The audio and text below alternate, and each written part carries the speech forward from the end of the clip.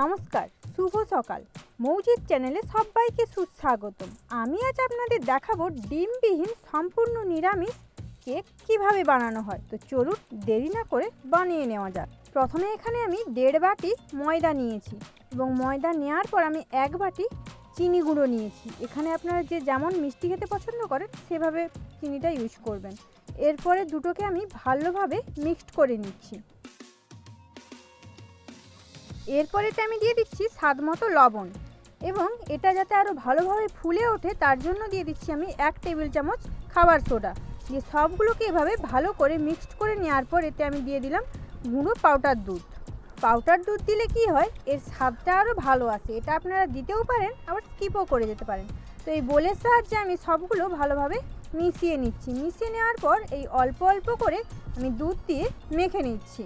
বন্ধুরা, আমার চ্যানেলে আপনারা যদি নতুন কোনো বন্ধু হয়ে থাকেন তাহলে চ্যানেলটিকে অবশ্যই সাবস্ক্রাইব করার অনুরোধ রইল এবং পাশে থাকা বেল আইকনটিকে অবশ্যই প্রেস করে দেবেন, যাতে আমি কোনো নতুন ভিডিও ছাড়লে তাহলে নোটিফিকেশানটি আপনার কাছে প্রথমেই পৌঁছে যায়। তো দেখুন এখানে ব্যাটারটা অনেকটাই তৈরি হয়ে এসেছে, অনেকটাই গাঢ় হয়ে গেছে। তো এটাকে আরও পাতলা করতে হবে। তো দেখুন এভাবে মেখে মেখে আমি ব্যাটারটা পাতলা করে নিয়েছি। এরপর আমি দিয়ে দিলাম এতে কিছুটা পরিমাণে রিফাইন অয়েল। কেক বানানোর সময় যাতে না এটা গায়ে লেগে যায় তার জন্যই আমি এখানে রিফাইন্ড অয়েল ব্যবহার করেছি। তো দেখুন রিফাইন্ড অয়েল ভালোভাবে মেখে নেওয়ার পর এখানে কিছুটা পরিমাণে কাজু ও কিশমিশ দিয়ে এটাকে ভালো করে ঘেঁটে নিচ্ছি।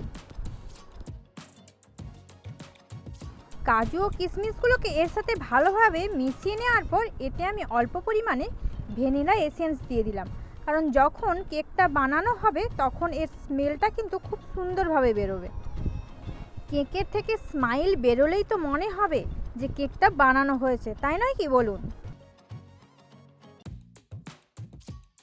তো দেখুন বন্ধুরা, এরপর আমি দিয়ে দিলাম এতে ভিনিগার অল্প পরিমাণে। তারপর এটাকে আমি এই বোলের সাহায্যে ফেটিয়ে নিচ্ছি। অল্প অল্প আমার গোঁড়া গোঁড়া টাইপের রয়ে গেছিলো, এখন দেখুন আর কিন্তু অতটা দোলা দোলা টাইপের নেই, পুরো একবারে ঘন পাতলা হয়ে গেছে। তো বন্ধুরা, কেকের জন্য ব্যাটার আমার তৈরি। এরপরেই শুধু কেকটা বানালেই হবে।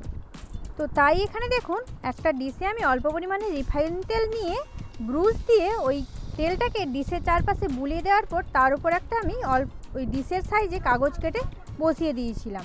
তারপরে সেই ব্যাটারটা আমি ডিশের মধ্যে ঢেলে দিলাম।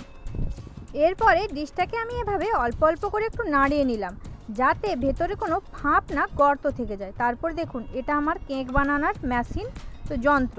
তো এর মধ্যে আমি এই ব্যাটার সহ ডিশটাকে বসিয়ে দিলাম।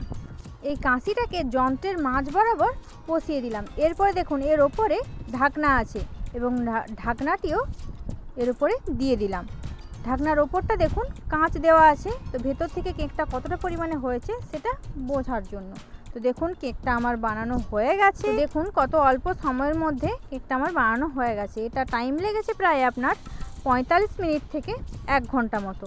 তো আমার এই রেসিপিটি যদি আপনাদের ভালো লেগে থাকে তাহলে অবশ্যই চ্যানেলটিকে সাবস্ক্রাইব, শেয়ার ও লাইক করবেন এবং সবাই ভালো থাকবেন। ধন্যবাদ।